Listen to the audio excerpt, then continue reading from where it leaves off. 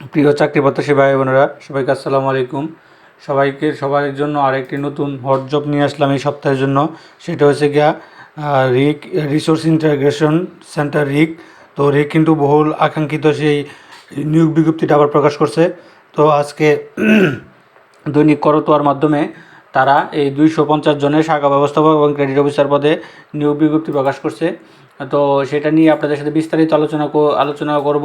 আর এই নিয়োগ বিজ্ঞপ্তি সম্পর্কে বিস্তারিত আলোচনা করতে চাইলে আমাদের এই যে অল জবস নিউজ এই যে চ্যানেলটিতে আপনার ওই নিয়োগ বিজ্ঞপ্তিটা আপলোড করা আছে।